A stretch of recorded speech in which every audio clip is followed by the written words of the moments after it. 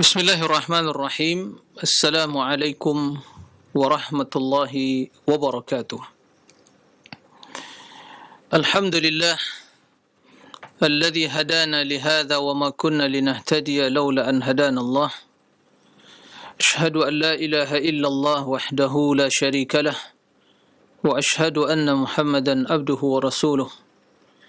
Sallallahu alaihi wa ala alihi wa sahbihi ومن سار على نهجه واستنى بسنته إلى يوم الدين أما بعد اللهم إنا نسألك علما نافعا ورزقا طيبا وعملا متقبلا اللهم علمنا ما ينفعنا وانفعنا بما علمتنا وزدنا علما اللهم فقهنا في الدين وعلمنا التأويل. Ikhwatal iman, kaum muslimin dan muslimat, para pemirsa dan juga para pendengar di mana saja antum berada. Semoga Allah tabaraka wa ta'ala senantiasa melimpahkan rahmat dan karunia-Nya kepada kita semua, membimbing kita, memberikan taufik dan hidayah kepada kita semua untuk senantiasa berjalan di atas syariat Allah, istiqamah sampai akhir hayat kita. Dan semoga Allah senantiasa melindungi kita dari berbagai kejahatan dan kejelekan, sehingga kita mendapatkan kemudahan di dalam mempersiapkan bekal untuk negeri akhirat yang merupakan tujuan hidup kita. Alhamdulillah atas segala nikmat dan karunia Allah, sehingga kita bisa bersua kembali dalam kajian ilmiah kita tentang akidah ahli sunnati wal jamaah, pembahasan yang berkaitan dengan akidah ahli sunnah di dalam memahami asma' wa sifat, salah satu dari tauhid yang diyakini oleh ahli sunnati wal jamaah. Salawat dan salam mari kita perbanyak ucapkan, mari senantiasa kita memperbanyak bersalawat dan mengucapkan salam untuk Nabi yang mulia, Nabi Muhammad sallallahu alaihi wasallam, sebagaimana perintah Allah. Bahkan Allah bersalawat kepada Rasulullah. Kemudian begitu juga para malaikat kemudian mengikut sertakan kita dalam ibadah yang mulia ini, yaitu mengucapkan salawat kepada Nabi sallallahu alaihi wasallam. Allahumma salli ala Muhammadin wa ala ali Muhammad. Ikhwatal iman, para pemirsa rahimakumullah, sebelumnya saya mohon maaf karena sempat beberapa bulan sebelumnya kita tidak bisa langsung bertatap muka di sarana ilmu yang sungguh bermanfaat ini dalam kajian akidah ahli sunnati wal jamaah tentang tauhid asma' wa sifat, karena satu hal dan yang lain insyaAllah kita memaklumi bersama. Oleh karena itu kembali disampaikan, semoga Allah mengampuni dosa-dosa dan maafkan kesalahan-kesalahan kita, dan semoga kita semua senantiasa dalam keadaan sehat walafiat, aman, dan juga senantiasa bisa beraktivitas, menuntut ilmu, beribadah, membenahi diri, mentazkiyah, muhasabah jiwa kita semua. Mudah-mudahan yang demikian itu menjadi sebab kemuliaan kita di sisi Allah. Ikhwatal iman, para pemirsa rahimakumullah, karena ini merupakan kajian atau pembahasan pertemuan yang pertama setelah kurang lebih 2 bulan lebih kita tidak bisa bersua secara langsung dalam media yang mulia ini, maka ada baiknya pada kesempatan yang mulia ini, dan kita telah masuk ke tahun 1443 Hijriah. Kita sejenak ingin melakukan berbagai introspeksi, mengevaluasi, dan kembali untuk muhasabah jiwa kita semua. Kemudian juga kita ingin mereview ilmu-ilmu yang telah kita pelajari sebelumnya. Kemudian bi'inillah pada kesempatan yang akan datang kita akan melanjutkan pembahasan yang berkaitan dengan satu prinsip dari prinsip ahli sunnah wal jamaah yang wajib kita ketahui, yang kita pelajari, yaitu akidah tauhid al-asma'i wa sifat. Para pemirsa, ikhwatul iman rahimakumullah. Perjalanan waktu sungguh sangat cepat sekali. Dalam perjalanan waktu tersebut, dan waktu tidak mengenal siapapun. Waktu tidak mengenal seorang presiden, menteri, wakil rakyat, bupati, camat, ustadz, dia tidak mengenal dan tidak bersahabat dengan seorang pun. Siapa yang tidak mengikuti waktu, dia akan dilindas. Dia akan sengsara dan celaka. Karena kehidupannya adalah waktu-waktu, hari-hari yang dilewati. Jam demi jam, detik demi detik, menit demi menit, jam demi jam, hari demi hari, bulan demi bulan, tahun demi tahun. Itulah umur. Itulah kehidupan. Itulah hayat kehidupan kita. Sehingga satu hari yang berlalu tidak menambah umur, mengurangi umur. Tapi yang menjadi pertanyaan, apakah bertambah amalan dan ketaatan kita sebagai bekal menuju Allah Subhanahu wa ta'ala. Kaum muslimin dan muslimat rahimakumullah. Oleh kerana itu, di zaman-zaman pandemi yang masih terus kita alami dan kita jalani dan belum berakhir, semoga Allah Subhanahu wa ta'ala segera mengangkat wabah ini. Allahumma amin.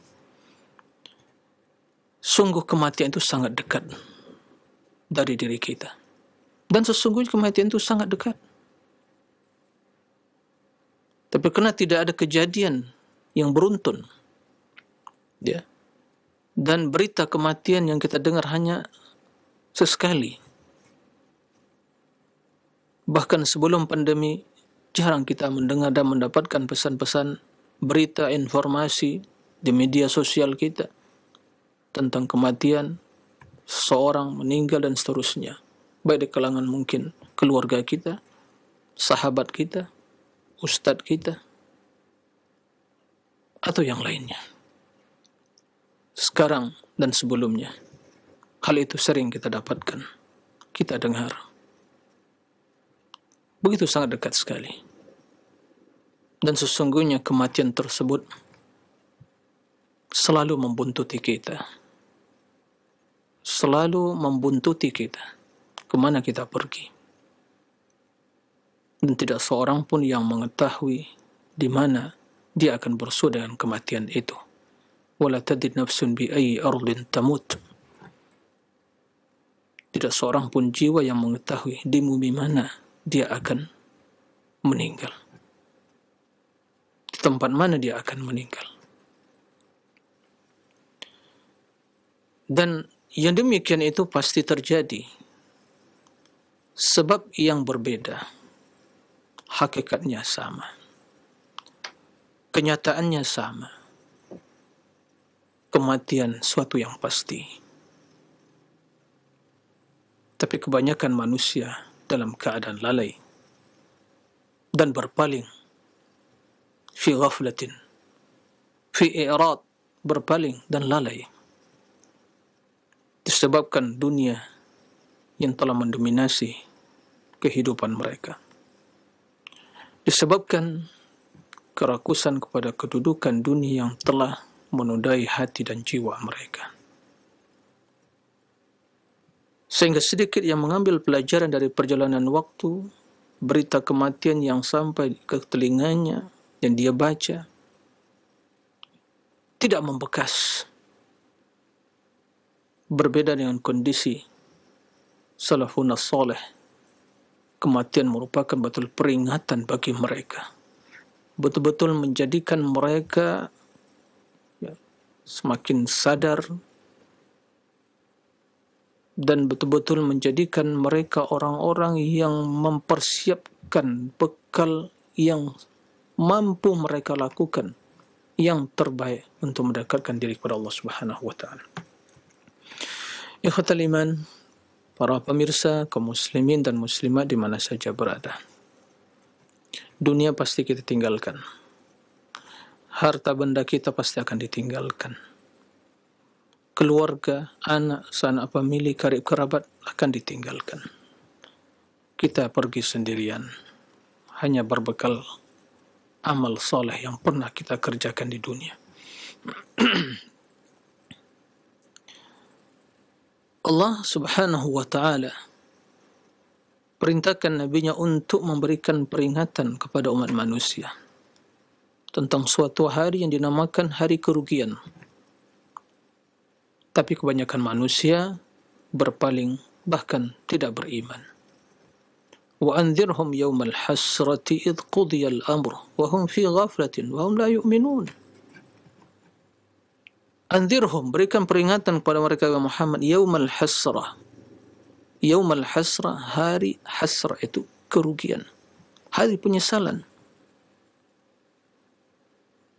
Idh qudiyal amr, tatkala segala keputusan, segala perkara telah diputuskan. Ya, tentu Allah Subhanahu wa ta'ala yang memutuskan semua hal itu. Wahum fi ghaflah, sementara mereka dalam kelalaian. Hum la yu'minun, bahkan mereka juga tidak beriman.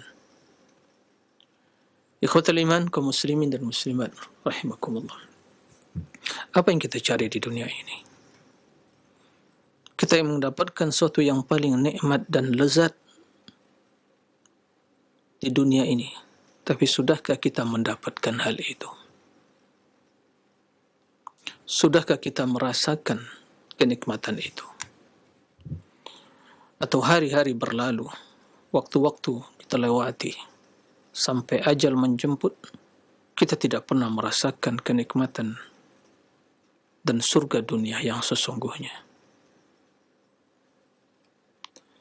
Pantas salah seorang ulama salaf tabi'in, Malik bin Dinar, pernah mengatakan, masakin ahli dunia, masakin ahli dunia, taraku dunya walam yajidu walam yadhuqu ahla ma fiha. Sungguh sangat miskin sekali penduduk dunia ini. Kasihan, miskin sekali, tidak memiliki apa-apa. Mereka meninggalkan dunia dan tidak mendapatkan sesuatu yang paling nikmat di dunia ini. Beliau ditanya, wa ma ahla ma fiha? Apakah sesuatu yang paling nikmat, yang paling lezat di dunia ini? Kata beliau rahimahullah, ma'rifatullah wa mahabbatuh. Kenal kepada Allah. Wa mahabbatuhu, cinta kepada Allah, kecintaan yang bersemi di hati. Kecintaan yang tulus kepada Allah Sang Pencipta, Al-Ma'bud yang kita ibadati. Mengenal Allah Subhanahu wa ta'ala, ma'rifatuh. Yang konsekuensi dari mengenal Allah tersebut, kita kenal kepada agamanya, kenal kepada Rasulnya, kenal kepada tuntunan, aturan di dalam syariat Allah Subhanahu wa ta'ala. Oleh karena itu, sungguh materi yang kita pelajari berkaitan dengan akidah Ahlussunnah tentang asma wa sifat ini, tujuannya ini. Ini tujuan utama kita. Kita ingin kenal kepada Allah. Kalau kita ingin jujur bertanya kepada diri kita masing-masing, atau mungkin orang yang terdekat dengan kita, keluarga kita, anak kita, karib kerabat kita, kaum muslimin, sudahkah mereka mengenal Allah? Sudahkah kita kenal kepada Allah? Ma'rifah yang sesungguhnya. Ini yang harus menjadi perhatian dan di waktu yang sama menjadi pertanyaan yang harus selalu kita utarakan pada diri kita. Dan bagaimana implementasi ma'rifat tersebut dalam kehidupan nyata.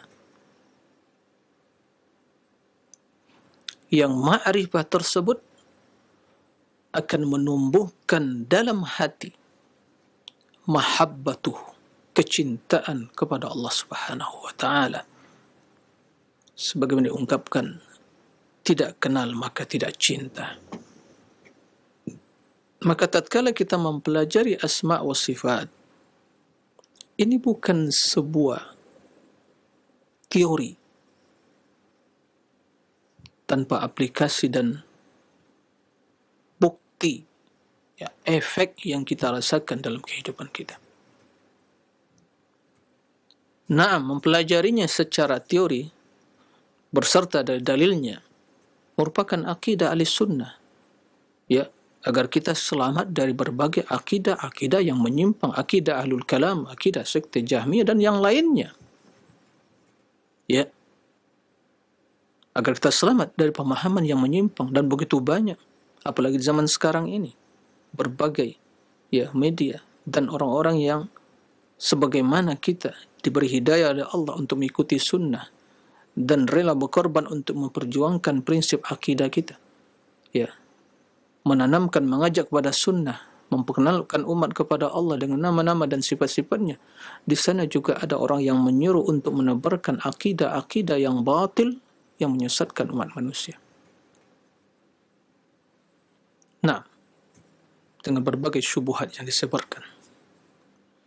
Maka ikhwatal iman rahimakumullah, kembali kepada perkataan Malik bin Dinar rahimahullah, bahwa sesuatu yang paling nikmat, sesuatu yang paling mulia yang dirasakan oleh penghuni dunia begitu mereka meninggalkan dunia, atau begitu mereka hidup di dunia ini kemudian mereka akan meninggalkan dunia, kata Malik bin Dinar, adalah ma'rifatullah wa mahabbatuh. Ma'rifatullah wa mahabbatuh, mengenal Allah wa mahabbatuh. Dan kaitannya dengan permasalahan ini adalah seluruh hal-hal yang menumbuhkan ma'rifat tersebut, yang menanamkan kecintaan tersebut. Sehingga konsekuensinya, bila kenal kepada Allah, kemudian itu akan menumbuhkan sifat cinta yang tulus kepada Allah. Ini cinta ubudiyah. Ya. Cinta ubudiyah yang menuntun seseorang untuk selalu tunduk, patuh, pasrah dan berserah diri kepada Allah, pada agama dan kepada keputusan Rasulnya. Itulah yang maksud mahabbah ubudiyah. Itulah ruh dari ibadah kita, dan itulah hakikat dari ibadah kepada Allah Subhanahu wa taala. Itulah hakikat dari penghambaan diri kepada Allah yang Maha Kuasa. Yaitu buah dari makrifat kepada Allah yang konsekuensinya, dan juga kita harus melakukan sebab-sebab untuk menumbuhkan, untuk menambah agar kecintaan itu semakin bersemi di dalam hati. Konsekuensi tentu qiraatul Quran, berzikir kepada Allah, ingat selalu kepada Allah, zikrullah, ya, dan bermunajat kepada Allah Subhanahu wa taala, terutama dalam waktu-waktu, ya, kesendirian kita bersama Allah Subhanahu wa taala. Ikhwatal iman, para pemirsa rahimakumullah. Oleh karena itu, dalam sebagian nasihat dan untaian hikmah dari sebagian ulama salaf, bahwa mari kita semua mengintrospeksi dan mencari hati kita. Apakah ada kehidupan di dalamnya? Bagaimana indikator kehidupan dalam hati? Maka carilah hati itu. Apakah hati terasa khusyuk? Hati semakin dekat kepada Allah? Pertama, di dalam salat.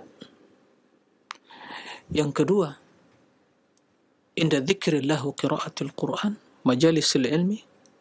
Dan yang ketiga, fi awqatil al-khalawat, di waktu-waktu kesendirian kita, terutama di sepertiga malam terakhir.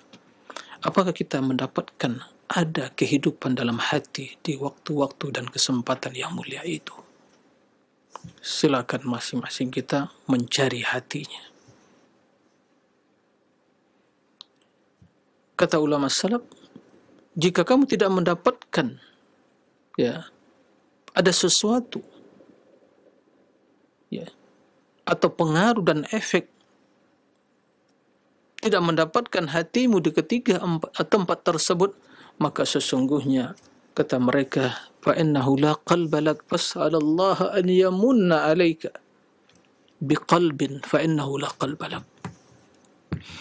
Jika kamu tidak mendapatkan hatimu ada dalam ketiga tempat dan kondisi tersebut, maka sesungguhnya kamu tidak memiliki hati yang hidup. Maka memohonlah kepada Allah Subhanahu wa ta'ala agar mengkaruniakan kepadamu hati yang hidup, yang khusyuk.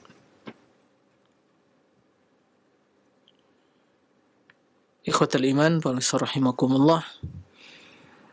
Makanya benar apa yang disampaikan Nabi kita sallallahu alaihi wasallam, as-sadiqul masduq alladzi la yantiqu 'anil hawa in huwa illa wahyu yuha, bahwa dunia ini memang tercela. Dunia ini terhina. Tidak ada nilainya kecuali orang-orang yang memanfaatkan dunia untuk ketaatan kepada Allah dan kebaikan dalam bingkai ilmu dan mengajarkan ilmu. Qala Nabi sallallahu alaihi wasallam, "Al-dunya mal'unah wa mal'unun ma fiha wa mal'unun ma fiha illa dzikrullah wa ma walah wa 'alimun wa muta'allim." Dunia tercela. Mal'unah diartikan dengan bahasa Indonesia, mal'unah itu terlaknat. Laknat itu berarti kena dijauhkan. Kenapa dunia mal'unah dicela oleh Allah Subhanahu wa ta'ala? Tercela karena dunia hanya permainan, perhiasan yang menipu, kenikmatan yang melalaikan. Naam, itulah hakikat dunia. Dan yang menjauhkan umat manusia dari Allah dan negeri akhirat yang merupakan kehidupan yang hakiki dan tujuan hidup kita. Maka mal'unah tercela. Wa mal'unu ma fiha, dan juga tercela apa yang ada di dalamnya, kecuali zikrullah, zikir kepada Allah, wa ma walah, dan seluruh yang bertalian dengan zikir, yang berkaitan dengan zikir, ibadah. Tatkala disampaikan dalam hadis ini, Rasul mengatakan az-zikr ila zikrullah wa ma walah, yaitu seluruh ketaatan dan ubudiyah. Karena sesungguhnya seluruh ketaatan ibadah yang disyariatkan oleh Allah dan diperintahkan oleh Rasulullah pada hakikatnya untuk zikir kepada Allah. Wa aqimus salata li dzikri. Wa aqimus salata li dzikri. Innama ju'ila at-tawafu bil ka'bati wa sa'i baina as-safa wal marwa li iqamati dzikrillah. Tawaf, sa'i adalah untuk tujuan zikir kepada Allah. Begitu juga kita mendapatkan waktu pelaksanaan ibadah haji bahwa melontar jumrah akabah atau jumrah, seluruh jumrah tersebut liiqamati dzikrillah. Sehingga Nabi sallallahu alaihi wasallam menjelaskan sebagian hadis tatkala ditanya siapa yang paling banyak pahalanya, orang yang berpuasa, orang yang berjihad, orang yang salat, Rasul mengatakan aktsaruhum dzikran lillah, yang banyak zikir kepada Allah. Jadi tujuan kita beribadah melaksanakan berbagai ketaatan agar kita selalu ingat kepada Allah. Yang demikian itu akan menanamkan dalam hati kecintaan kepada Allah, sehingga seorang sungguh masuk ke dalam surga dunia, menikmati keindahan taman-taman surga yang ada di dalam hatinya. Jannatul iman, jannatul ilm. Maka Nabi biasa mengatakan wa alimun wa muta'allim, dan orang yang berilmu dan yang belajar ilmu. Ikhwatal iman wa rahimakumullah. Oleh karena itu, mari kita senantiasa mengintrospeksi diri. Ya, persiapkan yang terbaik untuk menghadap Allah Subhanahu wa taala. Kematian sungguh sangat dekat. Ya. Dunia akan berakhir. Semua yang ada dunia adalah fana, tidak ada yang kekal abadi. Ya. Yang menjadi perhatian utama kita, ya, bukan permasalahan, ya, meragukan kematian atau berbagai sebab yang menyebabkan kematian. Bukan itu. Semua itu telah diatur oleh Allah, telah ditakdirkan. Tapi yang menjadi pertanyaan adalah bagaimana kondisi kita?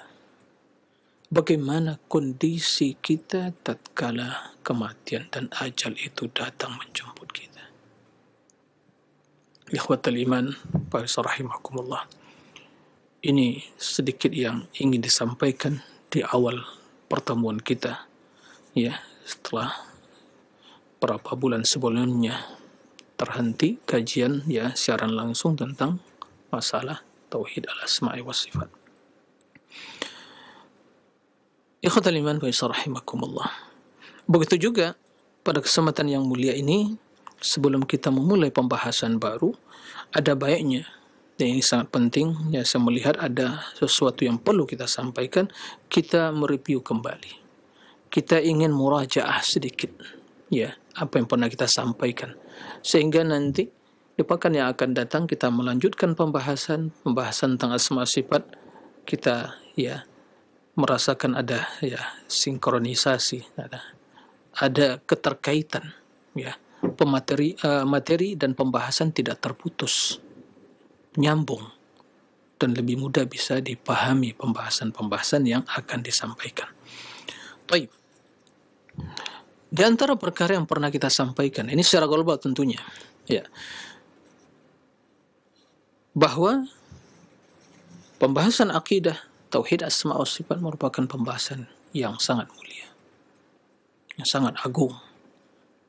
Ya, salah satu dari, ya, 3 perkara yang wajib kita pelajari, yaitu ma'rifatullah, dan ma'rifatun nabi wa ma'rifatud din. Dan ma'rifatullah, tidak akan mungkin seorang kenal kepada Allah kecuali dengan mengetahui nama-nama dan sifat-sifatnya.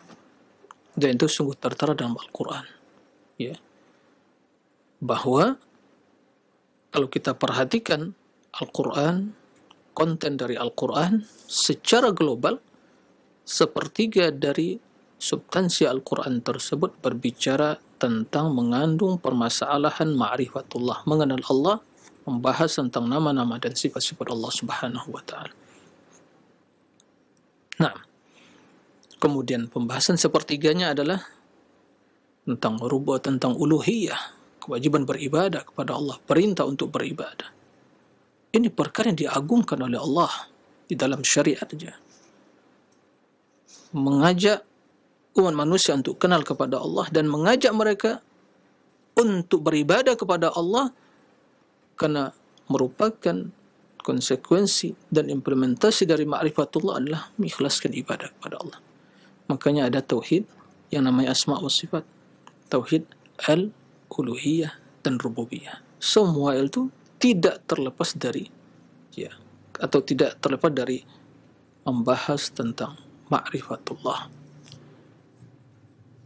Ikhwatal iman rahimakumullah. Oleh karena itu, karena pembahasan ini adalah pembahasan yang prinsip, maka kita harus memiliki landasan yang benar. Landasan yang benar.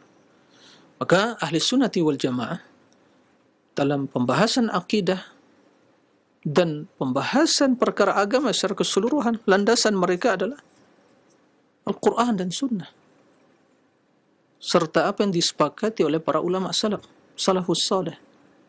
Nah, ini yang membedakan mereka. Ini yang dengan izin Allah, dengan taufik dari Allah, ya, mereka terjaga dari penyimpangan dan kesesatan ahlul kalam atau penyimpangan kesesatan ahlul bid'ah wal ahwa dalam pembahasan ini dengan berbagai sekte ahlul kalam, ya, dengan berbagai bentuk penyimpangan, karena mereka berpegang teguh dengan Al-Quran, karena mereka berpegang teguh dengan sunnah, karena mereka mengikuti salaful ummah, karena Allah perintahkan hal itu. Jadi landasan kita dalam beragama ini selalu kita ingatkan Al-Quran, hadis, fahmus salam, manhajus salam. Siapa mereka? Sahabat. Kemudian orang-orang yang mengikuti mereka dari kalangan tabi'in, atba'ut tabi'in, dan imam-imam ahli sunnah yang setia berjalan di atas Al-Quran dan sunnah. Ini landasan kita. Maka semua yang kita dapatkan dalam Al-Quran yang berkaitan dengan masalah ini dan hal-hal yang lain, semua yang kita dapatkan dalam hadis yang berkaitan dengan ma'rifatullah dan perkara yang lain, dan kita mendapatkan ahli sunnah, para salaf saleh, para sahabat telah sepakat meyakini hal itu, maka wajib untuk kita ikuti dan kita yakini. Perkara yang telah diimani dan diyakini oleh salafus saleh dan telah mereka sepakati bahwa kewajiban bagi kita untuk menetapkan, untuk mengimani seluruh nama-nama Allah, seluruh sifat-sifat Allah yang terdapat di dalam Al-Quran dan hadis-hadis yang sahih. Nah, ini yang harus kita pahami. Dan tidak ada peluang bagi akal untuk berlogika, untuk berijtihad, ya, untuk mengkiaskan, ya. Kenapa demikian? Karena bab pembahasan ini adalah babun ghaibiyun, pembahasan yang gaib, yang kita diperintahkan untuk mengimani hal itu. Di antara sifat ahlul iman, alladzina yu'minuna bil ghaib. Maka kita mengimani, kita meyakini sesuai dengan apa yang terdapat di dalam Al-Quran dan hadis. Tentunya hadisnya sahih. Nah,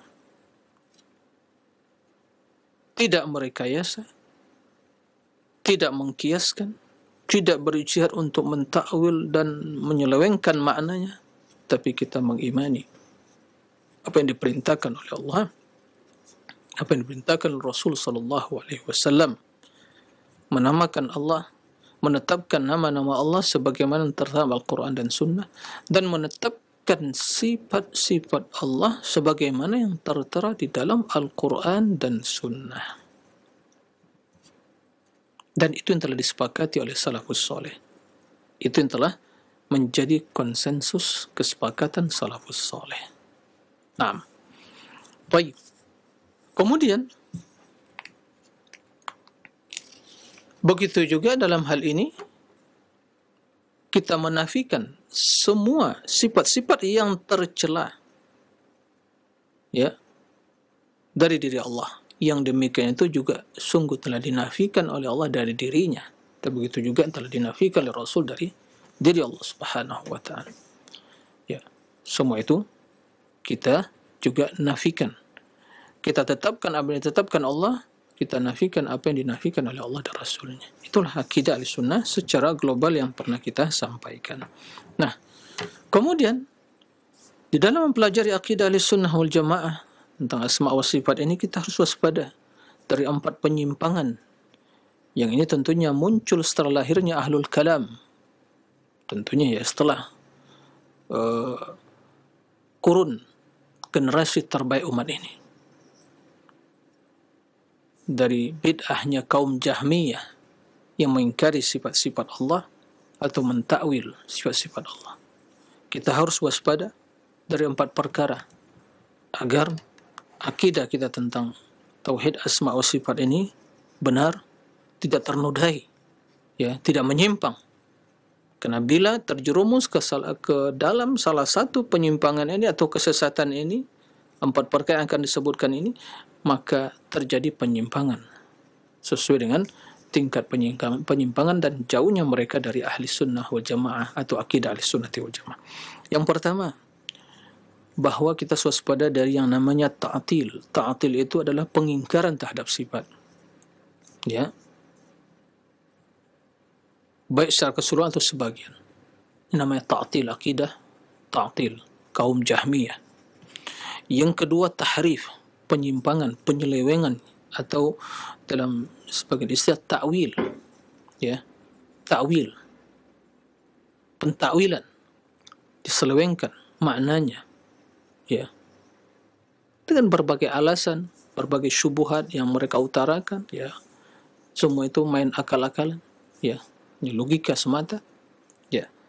Kemudian yang kedua, yang ketiga adalah tashbih, penyerupaan. Ini harus kita waspadai bahawa apa yang Allah tetapkan di dalam Al-Quran dan yang juga ditetapkan Rasul dalam hadis yang sahih, semua itu sesuai dengan keagungan dan kebesaran Allah.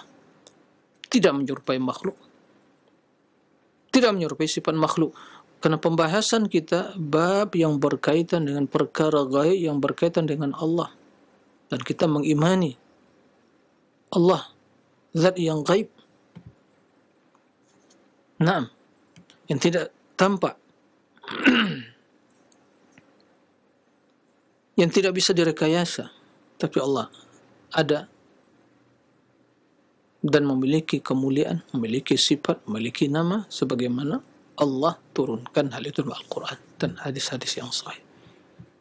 Nah, oleh karena itu Ahlussunnah wal Jamaah,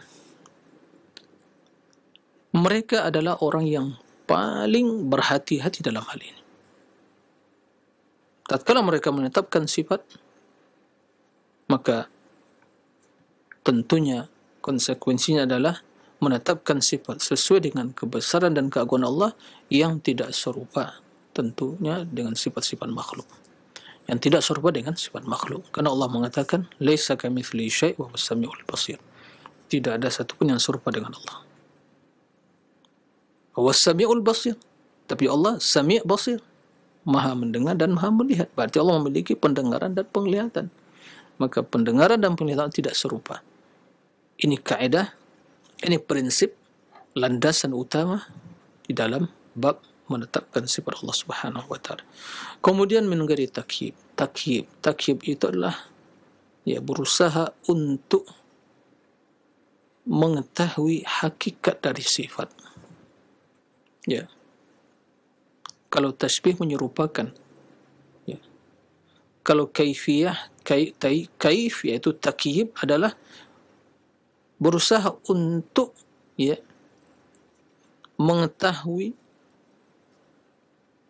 atau menyerupakan hakikatnya dengan sifat atau dengan hakikat sifat manusia, atau berusaha untuk mengetahui hakikat sifat tersebut, sehingga juga akan terjerumus ke dalam tashbih.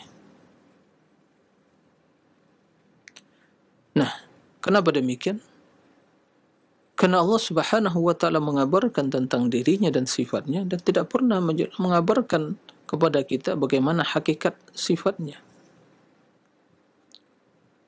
Tapi kita mengetahui maknanya, tapi hakikatnya tidak diketahui.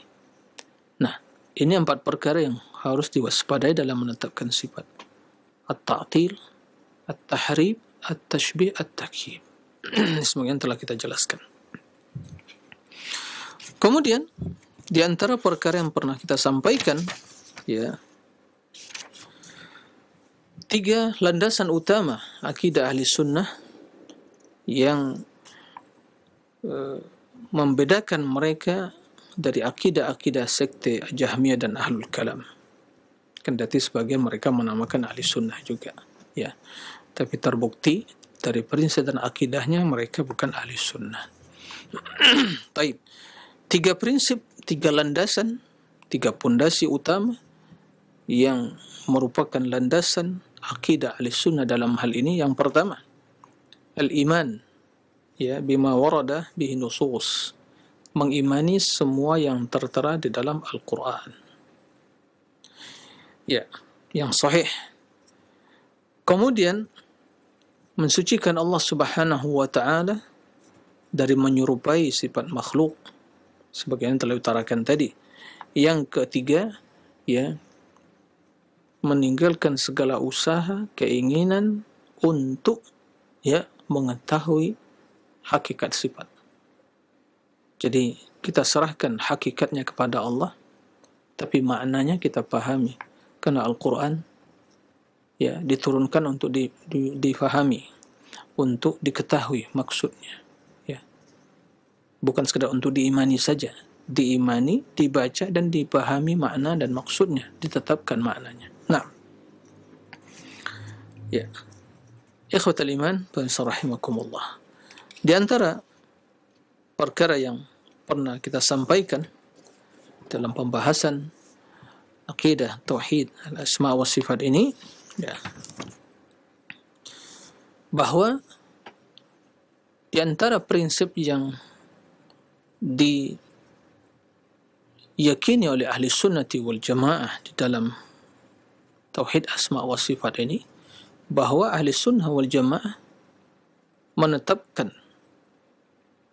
sifat-sifat Allah secara terperinci, bahwa semua sifat-sifat yang terdapat dalam Al-Quran, ya, yang dijelaskan oleh Allah begitu dalam hadis-hadis yang sahih, itu ditetapkan sebagaimana terperinci, ya, karena semakin banyak sifat-sifat tersebut, ya, semakin dijelaskan, karena semuanya sifat kesempurnaan, sifat keagungan, maka itu akan semakin menambah, ya, menjelaskan kepada kita kesempurnaan dan kemuliaan dan keagungan Allah Subhanahu wa taala.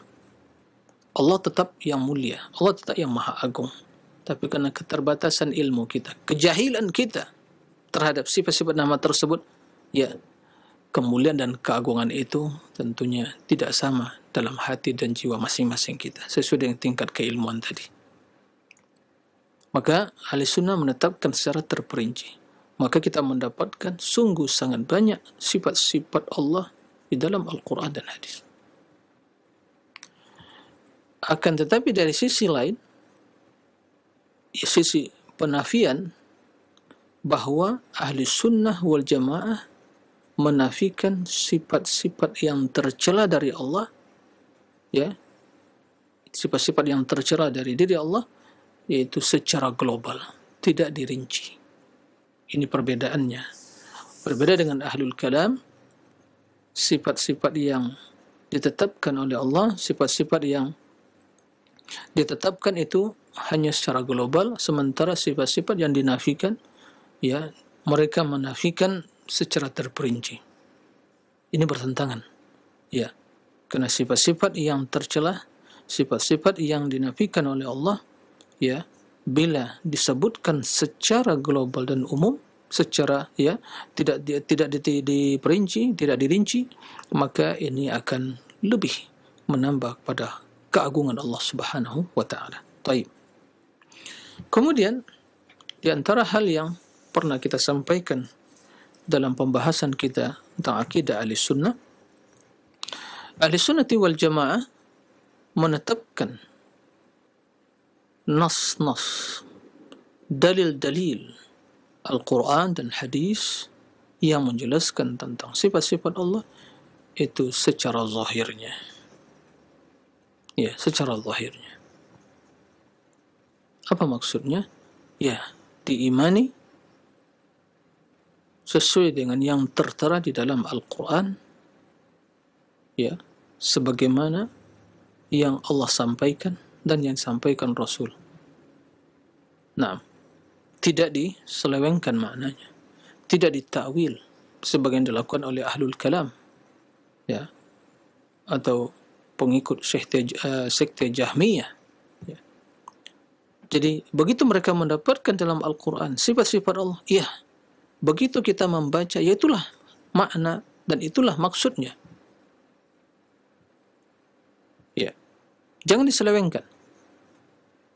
Sebagai contoh,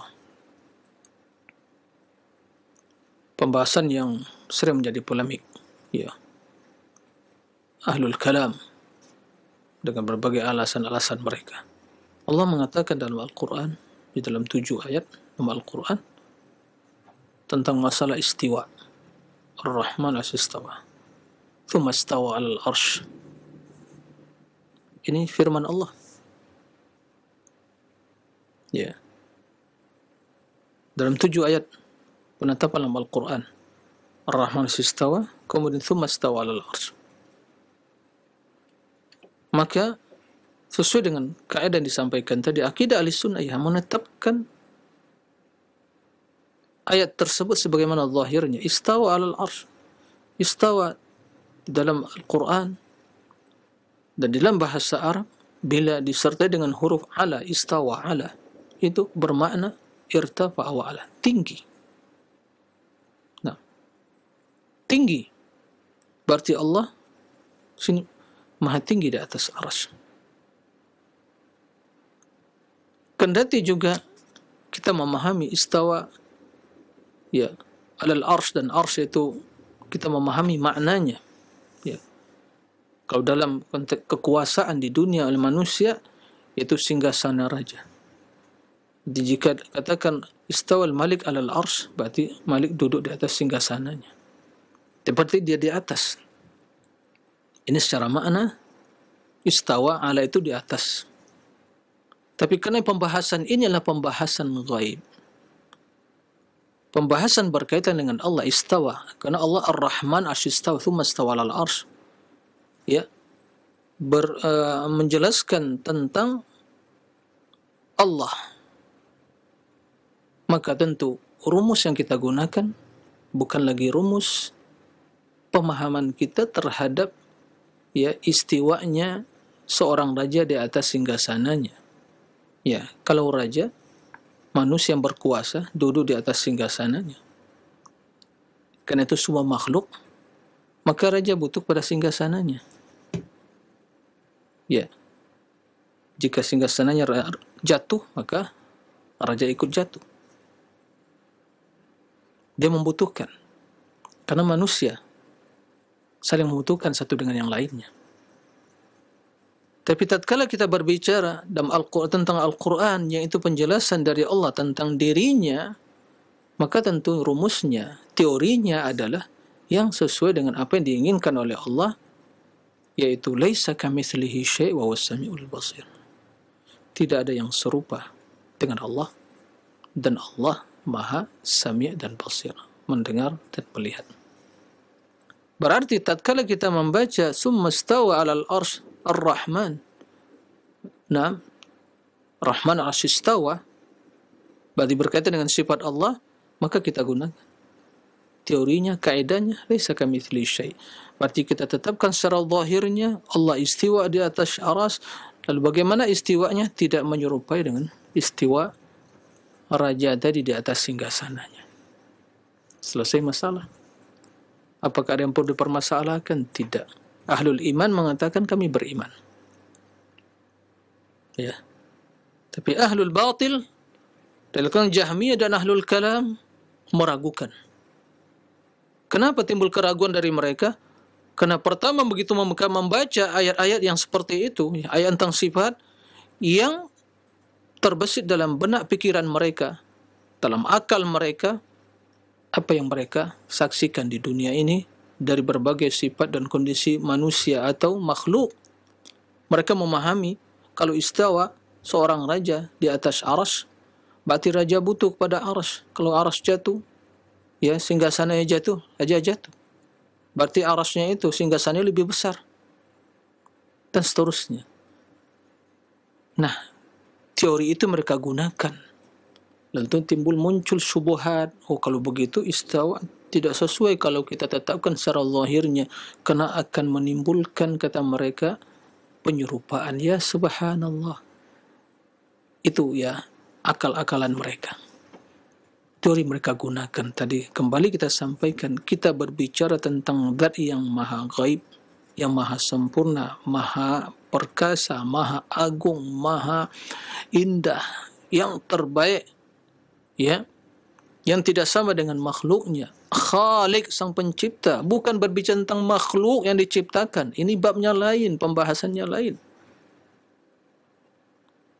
Maka kaidah yang digunakan adalah kaidah yang sungguh telah dijelaskan oleh Allah itu sendiri dan Rasulnya. Ya, begitu yang harus diikuti. Ini akidah yang harus kita ikuti. Makanya Ahlussunnah wal Jamaah sepakat ijra'un nusus ala zahiriyah, yaitu mengimani nas-nas sifat tersebut sesuai dengan zahirnya. Ahlul kalam mentakwilnya. Jadi kalau kita mendapatkan orang-orang bicara tentang sifat mengatakan ahli sunnah, lalu mentakwil sifat-sifat Allah, tidak mengimani Allah ada di atas arasy, tidak mengimani sifat-sifat Allah, wajah, tangan, dan yang lainnya, mata, sebagaimana yang Allah sebutkan dalam Al-Quran dan juga dalam hadis Nabi SAW, maka ini bukan ahli sunnah. Itu berarti pertanda dia itu mengikuti paham ahlul kalam dan jahmiyah. Ya, seperti itu. Jadi ini yang harus kita maklumi bersama. Sebagaimana telah kita jelaskan dalam secara luas pembahasan ini dalam kaidah ijra'un nusus ala zahiriha. Mengimani nas-nas sifat sesuai dengan zahirnya, menerima hal itu sesuai dengan zahirnya, tidak menyelewengkan dan menyerupakan. Di antara kaidah yang pernah kita sampaikan bahwa zahirnya nas-nas sifat tersebut itu kita ketahui secara makna dan tidak diketahui secara hakikatnya. Ini perlu dipahami. Jadi tidak ada permasalahan dalam hal tidak muncul polemik dalam hal ini tatkala kita menetapkan sifat, karena kita memahami maknanya. Adapun hakikat kita serahkan kepada Allah. Ya.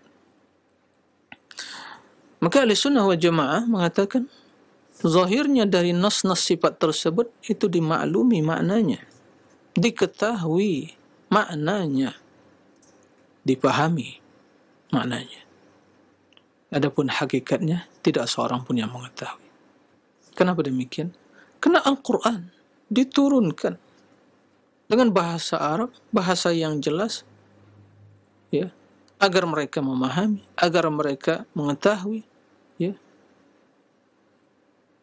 Jika seandainya tidak dipahami maknanya, berarti bertentangan dengan tujuan Al-Quran diturunkan untuk dipahami, untuk ditadabbur.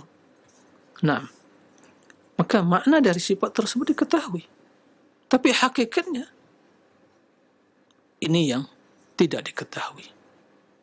Jadi ada dua sisi, sisi makna, sisi hakikat. Ya, maknanya diketahui karena dengan bahasa Arab yang jelas, bilisanin arabiyyin mubin. Nah, bahasa yang jelas. Taib. Kemudian secara makna diketahui, kemudian secara hakikat tidak diketahui. Kenapa? Karena perkara yang gaib. Ya, tentang hakikat zat yang gaib. Hakikat sifat zat yang gaib. Istiwa alal arsy, sifat Allah yang bermakna tinggi di atas arsy dan Allah tidak membutuhkan arsy. Nah, dan insyaallah nanti akan kita jelaskan. Kita akan baca satu persatu ayat tersebut, ya. 7 ayat yang setiap ayat tersebut mengandung kebesaran dan keagungan Allah. Sering kita hanya membaca mungkin istawa alal arsy, tapi kita tidak melihat redaksi sebelumnya dan sesudahnya. Itu dalam konteks menjelaskan keagungan, yang menetapkan sifat-sifat keagungan bagi Allah. Di antara sifat tersebut istawa alal arsy, yang tidak satu pun dalam ayat tersebut ada sifat yang berhak dimiliki oleh manusia. Semua sifat keagungan Allah Subhanahu wa ta'ala. Maka pantas Allah, ya, istawa alal arsy dan tidak membutuhkan arsy. Dan ini secara spontanitas membantah pernyataan atau sebagian syubhat yang diutarakan mereka. Kalau nanti Allah istawa alal arsy berarti Allah butuh kepada arsy. Ya subhanallah, Allah tidak butuh kepada manusia, tidak butuh kepada Anda, tidak butuh kepada siapapun, tidak butuh kepada makhluknya. Wa huwal ghaniyyul hamid, maha kaya, terpuji. Nah, Allah enggak butuh. Ya. Maka muncul pernyataan yang keliru dan persepsi yang keliru. Karena dibayangkan mereka, teori yang digunakan, ya teori yang berlaku di makhluk. Nah, wala yuhituna bihi ilma, wala yuhitun, mereka yuhitun tidak bisa meliputi bihi, tentang diri Allah, ilman, artinya mereka, keilmuan mereka tidak akan bisa meliputi tentang diri Allah Subhanahu wa ta'ala. Ikhwatal iman wa rahimakumullah. Makanya ahli sunnah mengatakan maknanya diketahui. Istawa ala arsy, jelas maknanya.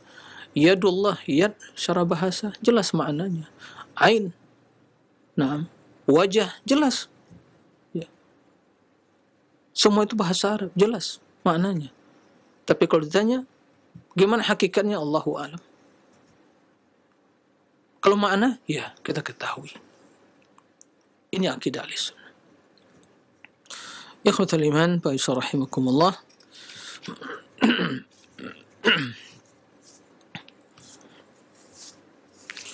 Kemudian di antara ya sifat atau kaidah yang juga kita jelaskan di dalam pembahasan kita dalam akidah ahli sunnah wal jamaah tentang asma wa sifat ini, ya, bahwa seluruh nama-nama Allah itu adalah husna, nama-nama yang terbaik. Kenapa namakan husna? Kita sering ya mendengar asmaul husna, bahkan ya diajarkan dan juga dihafal oleh anak-anak kita, mungkin ya disenandungkan, tapi ya tidak seperti itu, ya tidak mesti disenandungkan. Kalaupun ya dihafal tidak ada masalah, tapi kalau menjadi suatu nyanyian dan seterusnya, ini juga perlu dikritisi. Ya, karena membaca asmaul husna bukanlah suatu kesenian, tapi adalah menghafalnya dan memahami maknanya. Ya. Maka asma Allah al-husna. Kenapa namakan husna? Ini yang perlu perhatikan. Jadi seharusnya yang benar metode dalam pendidikan kepada anak asmaul husna. Kenapa anak-anak sekalian asma Allah itu dinamakan husna? Asmaul husna. Karena nama tersebut nama yang terbaik, tidak ada lagi nama yang lebih indah, yang lebih baik dari nama Allah. Karena nama tersebut mengandung makna, nama-nama tersebut mengandung makna yang seluruhnya kesempurnaan secara mutlak, tidak ada kekurangan sedikit pun, kejelekan sedikit pun. Maka namakan husna, yang terbaik di atas seluruh yang baik. Ya, asmaul husna mutlaqah. Berarti konsekuensinya apa?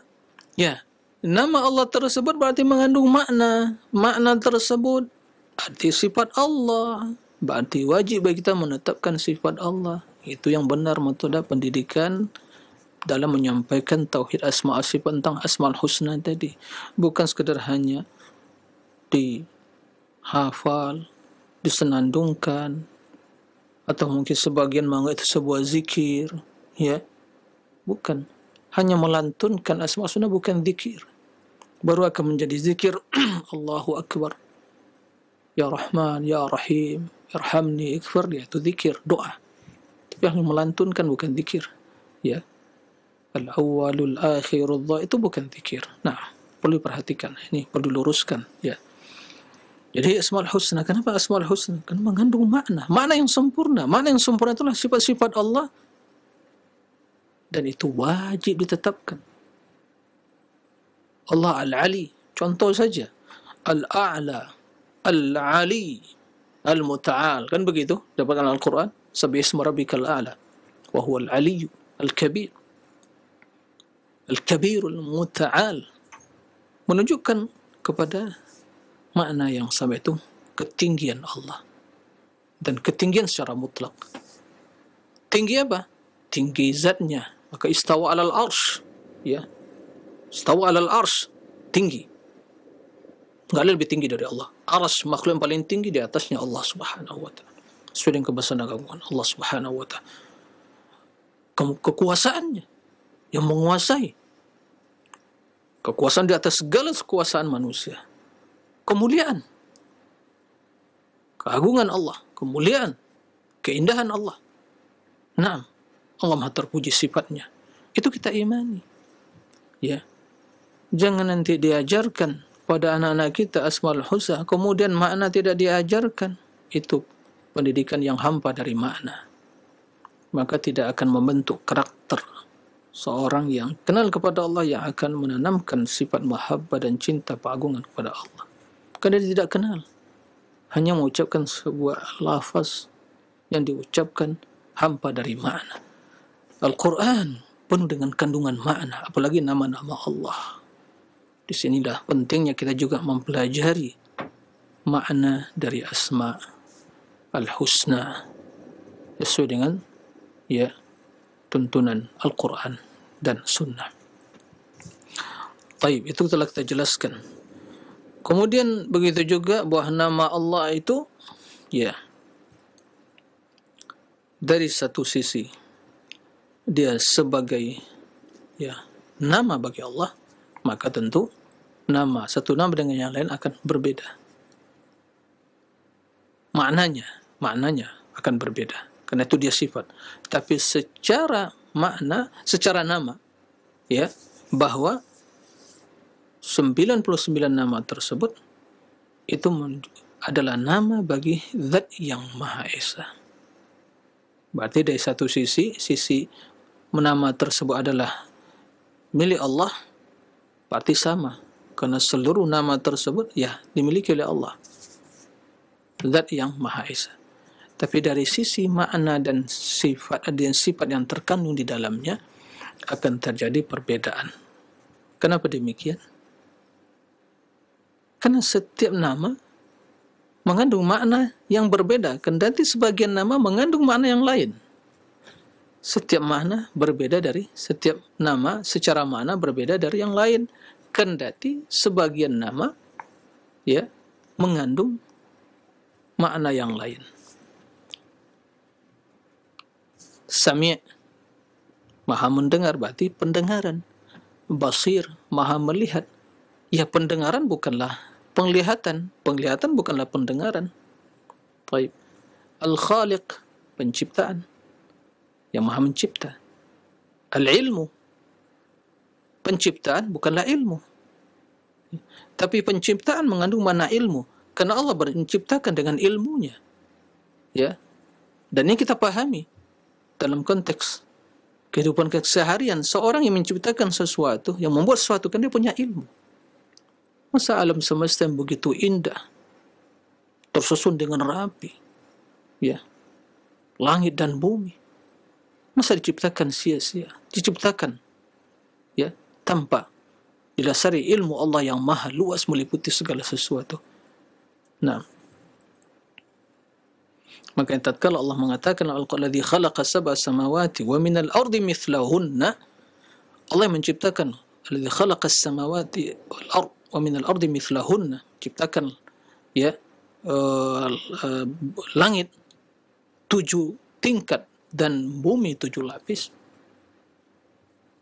Wa minal ardi mithlahunna lita'lamu, agar kalian mengetahui annallaha ala kulli syai'in qadir, Allah maha kuasa atas segala sesuatu.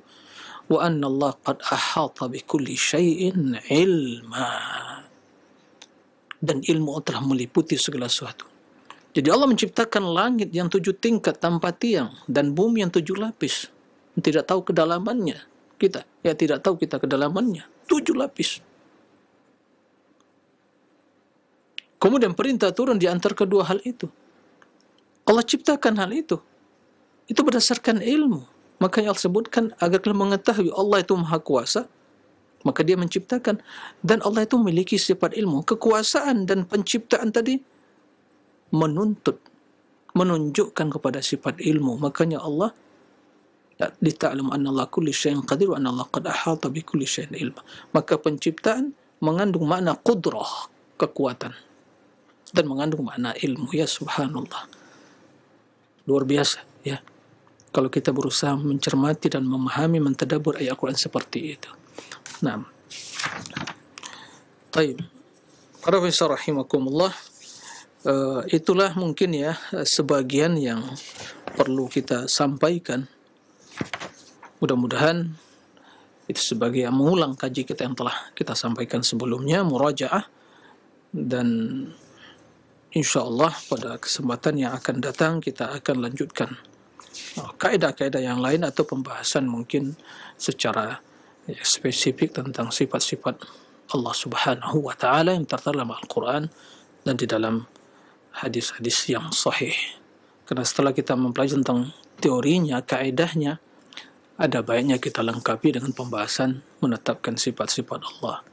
Ya, kita akan mulai insyaallah pembahasan tentang sifat ulu, kemudian sifat istiwa. Ini banyak polemik dalam hal ini dari ahlul kalam, ya, sampai mereka mengingkari sifat istiwa, ya, dan yang lainnya. Demikian para pemirsa dan para pendengar yang dimuliakan Allah Subhanahu wa taala. Insyaallah waktu yang tersisa kita gunakan untuk berdiskusi, berdialog. Nah, demikian wallahu a'lam. Ustaz, barakallahu fikum, jazakallahu khairan. Terima kasih atas bimbingan dan pelajaran yang sangat bermanfaat yang telah disampaikan dari materi akidah asma wa sifat. Semoga menjadi tambahan ilmu untuk kita semuanya, dan kita memohon taufik kepada Allah untuk bisa memahami serta mengamalkannya dalam ketaatan kepada Allah Subhanahu wa taala. Selanjutnya bagi yang ingin bertanya silakan. Halo. Halo, assalamualaikum Pak. Waalaikumsalam warahmatullahi wabarakatuh. Dengan siapa ini? Di mana? Iskandar, Pak. Bapak Iskandar, Bapak cukup mendengarkan via telepon saja ya Pak ya. Kemudian dikecilkan volume televisinya. Silahkan pertanyaannya. Dari Kalimantan Timur, Pak ya. Iya. Gini Pak, ini saya mau bertanya sama Pak Ustadz. Saya ini seorang kaum, sering dipanggil untuk mendoakan, misalnya meninggal, mendoakan kurban kepada Allah. Bagaimana hukumnya itu Pak? Iya. Terima kasih Bapak. Iya Pak, itu pertanyaan saya Pak. Iya, terima kasih. Dijawabkan Pak Ustadz. Iya, terima kasih Bapak atas pertanyaannya. Ditunggu jawabannya ya. Iya Pak, iya Pak. Iya. Assalamualaikum warahmatullahi wabarakatuh. Waalaikumsalam warahmatullahi wabarakatuh. Silahkan Ustaz. Ya, terima kasih ya pada Bapak Iskandar di Kaltim, Kalimantan Timur. Barakallahu fiik atas pertanyaannya. Jadi yang saya pahami dari pertanyaan tersebut, beliau mungkin ya sebagai mungkin orang yang pemuka masyarakat, kemudian sering dipanggil untuk ya mendoakan atau berdoa. Perlu diketahui bahwa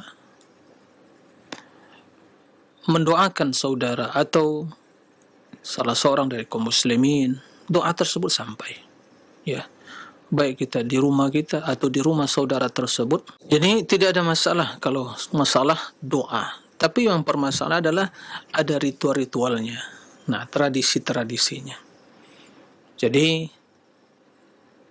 pesan saya, jika yang masyarakat tempat Bapak Iskandar masih awam ya, maka jika kedatangan Bapak tersebut bisa memberikan edukasi, penjelasan kepada mereka bahwa di dalam berdoa tersebut yang lebih utama tentunya masing-masing kita berdoa untuk kebaikan diri kita, kebaikan orang tua kita, keluarga kita, anak kita. Kalau mereka yang telah meninggal, ya semoga Allah mengampuni dan merahmati mereka. Ini doa. Doa itu sampai ya bagi orang yang hidup pada orang yang telah meninggal. Sampai. Itu doanya. Itu yang terbaik untuk kita berikan kepada mereka. Karena akan membutuhkan ya hal itu. Semoga Allah merahmati, mengampuni, dan kita yang hidup. Bahkan doa merupakan amalan yang paling utama. Ya. Ibadah. Banyaklah berdoa. Maka seorang bila dibimbing oleh Allah untuk 3 perkara, banyak baca Al-Quran, banyak berzikir dan berdoa, Allah sungguh telah memberikan kebaikan bagi itu, kunci-kunci kebaikan. Maka perlu di sini Pak Iskandar memberikan edukasi, penjelasan. Saya memaklumi kondisi masyarakat kita, apalagi mungkin yang jauh dari pusat-pusat ilmu, tingkat pemahaman berbeda.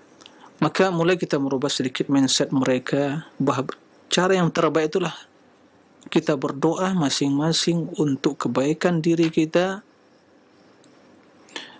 dengan bahasa apa saja yang terbaik. Karena bila doa yang muncul dari hati yang tulus dan khusyuk, dengan bahasa apa saja Allah akan mendengar. Bahkan Allah mendengar semua doa. Cuma Terkadang kita berdoa karena tidak memahami sekandungannya, tidak datang kehusyukan tadi, hati lalai. Nah, oleh karena itu, jika kondisi seperti itu masyarakat masih awam, silakan Pak Iskandar datang, kemudian mulai ya memberikan sedikit banyaknya tentang keutamaan doa tadi, ya, kemudian disampaikan. Seandainya mungkin ada sesuatu yang tidak bisa Pak Iskandar datang, ya mungkin ya saya akan doakan ya di rumah saya sendiri atau yang seperti itu. Jadi secara prinsip doa itu tidak mendoakan, saling mendoakan. Tapi yang menjadi permasalahan yang perlu kita luruskan adanya ritual-ritual khusus, tradisi tertentu yang disertai dengan hal itu. Nah, ini yang perlu harus Pak Iskandar ya luruskan, yang berikan edukasi, penjelasan kepada masyarakat secara perlahan-lahan, ya, secara hikmah dan bijak dan lemah lembut. Insyaallah, ya, mudah-mudahan mereka bisa memahami. Demikian, Allahu a'lam. Barakallahu fikum wa jazakallahu khairan Ustaz. Terima kasih atas nasihat dan jawabannya. Selanjutnya kami berikan kesempatan kembali, silahkan. Baik, pertanyaan berikutnya kami bacakan dari hamba Allah di Jakarta yang bertanya, Assalamualaikum warahmatullahi wabarakatuh ya Ustadz. Ustadz, bagaimanakah kita menyikapi dari penjelasan-penjelasan yang beredar di dunia medsos saat ini berkaitan dengan sifat Allah di mana dan sifat-sifat Allah yang lainnya. Kadang karena kita ingin mencari kebenaran dan membandingkan satu dengan pernyataan Ustadz yang lain, bingung mana yang benar dari hal ini. Karena tentu kita ingin dalam beribadah, berharap, kemudian mensifati Allah dengan benar. Mohon penjelasan dan nasihatnya Ustadz, silahkan. Nah, terima kasih kepada hamba Allah yang menanyakan pertanyaan yang bagus sekali, ya. Dan hal ini sering juga ya ditanyakan. Baik. Dalam menyikapi perbedaan yang terjadi, ya, dalam perkara agama, terutama perkara akidah, ya, maka tentunya yang menjadi standar, yang menjadi rujukan adalah Al-Quran dan hadis. Makanya Allah Subhanahu wa taala menjelaskan dalam Al-Quran, "Fa in tanaza'tum fi syai'in faruddu ila Allahi war Rasul in kuntum tu'minuna billahi wal yawmil akhir." Jika kalian berselisih, berbeda pendapat dalam suatu perkara, kembalikan kepada Allah dan Rasulnya. Itu pertanda iman, dan itu yang terbaik akibatnya, yang mulia dampaknya. Nah, maka kembali pada Al-Quran dan Sunnah. Dan kita mengetahui Al-Quran dan Sunnah telah menjelaskan perkara ini tentang masalah akidah. Ingat, perkara akidah, Bapak Ibu sekalian, kaum muslimin dan muslimat, ingat, perkara akidah, perkara yang telah final, perkara yang telah selesai, perkara yang telah baku, tidak ada rekayasa, tidak ada ijtihad lagi, ya, udah jelas dalam Al-Quran, dalam hadis, ya. Adapun munculnya berbagai penyimpangan pemahaman, ini berarti secara prinsip itu telah meyakini secara hukum asalnya, secara umum telah kita bisa mendapatkan sebuah jawaban dan keyakinan semua yang menyimpang, yang muncul, yang bertentangan dari Al-Quran dan Sunnah masalah akidah batilah. Itu tanpa keraguan sedikit pun. Oh ya Ustaz, kan mereka maksud begini, oh syubhatnya. Enggak ada lagi seperti itu secara prinsip, ya, bahwa semua bentuk akidah pemahaman yang menyimpang dari Al-Quran dan hadis, semua akidah batilah, akidah yang sesat dan menyesatkan, karena mengatakan kullu bid'atin dhalalah. Ya, ini kita kita yakini. Maka dalam hal ini kita semua harus tahu diri.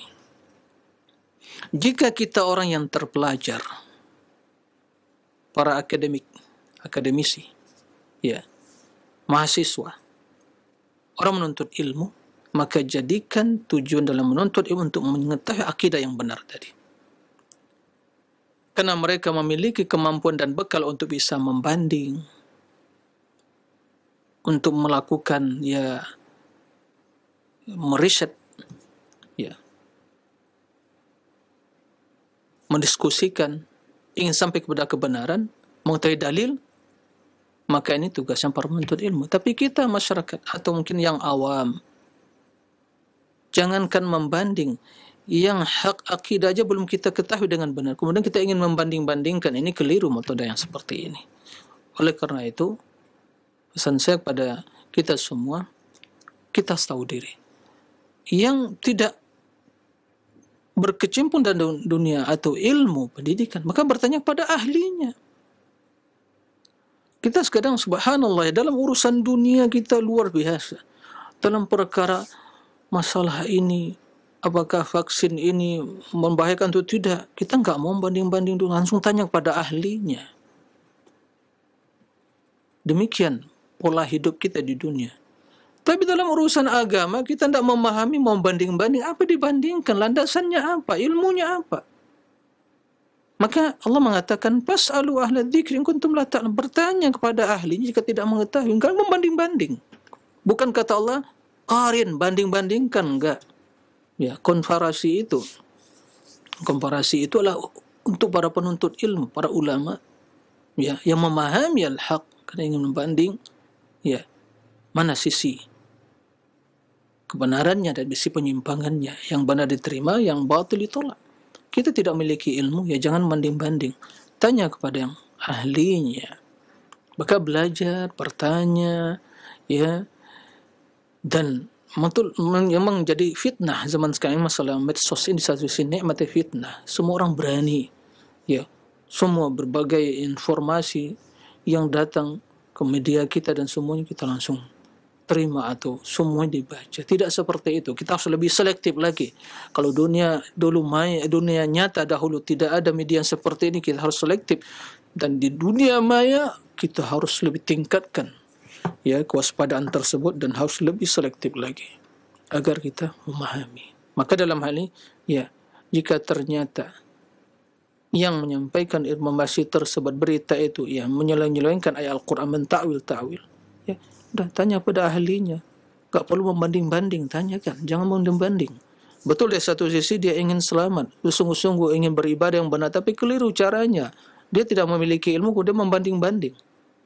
Ya, maka apa yang akan dibandingkan? Ya. Oleh karena itu, ya, bagi yang harus kita sadar diri, mengetahui posisi kita, ya, kalaupun kita mungkin ahli dalam dunia, tapi tidak ahli agama, ya tanya kepada yang ahli agamanya. Sebaliknya, kalau kita memang ahli bagian dunia, agama, tapi tidak ahli dunianya, tanyakan pada ahli dunianya. Seperti itu. Jadi kita memilih sesuatu, membanding berdasarkan ilmu, kaidah prinsip. Nah, jadi harus ini dipahami metode dalam belajar yang benar, agar kita tidak, ya, tersesat dalam perjalanan dalam menuntut ilmu mencari kebenaran tadi. Nah, dan selalu mohon doa kepada Allah. Berdoa kepada Allah, ya, berdoa kepada Allah. Bahkan kita perhatikan doa itu banyak, tapi sebagian ulama mengatakan tidak ada doa lebih mulia dalam menjalani hidup ini agar kita selalu berada dalam kebenaran daripada doa yang terkandung dalam surah Al-Fatihah, ihdinas siratal mustaqim. Nah, maka pantas Nabi SAW di waktu salat malamnya memulai istiftahnya itu dengan doa, Allahumma rabba Jibril wa Mikail wa Israfil fatir as-samawati wal ard alimul ghaibi wasyahada anta tahkumu baina ibadika fima kanu fi yakhtalifun ihdini lima ikhtalafa fihi minal haqqi bi'idnik innaka tahdi man tasha ila siratil mustaqim. Nah, demikian, wallahu a'lam. Barakallahu fikum Ustaz, jazakallahu khairan, terima kasih atas penjelasannya. Selanjutnya kami bacakan kembali pertanyaan dari pesan singkat Abu Sofa di Bandung. Assalamualaikum Ustadz, ingin bertanya, di dalam Al-Quran banyak tertulis di hari akhirat manusia akan kekal. Surga yang beriman atau neraka yang kufur atau kafir. Apakah maksud kata kekalnya manusia sama dengan kekalnya Allah Subhanahu wa Ta'ala? Syukron Ustadz, mohon penjelasannya, silakan. Terima kasih. Ya. Atas pertanyaan dari Abu Sofa di Bandung, barakallahu fikum. Tuan Al-Quran dapatkan ya orang beriman dalam surga khalidina fiha abada, ya begitu orang kafir khalidina fiha itu benar ya. Dan dapatkan banyak dalam hal itu.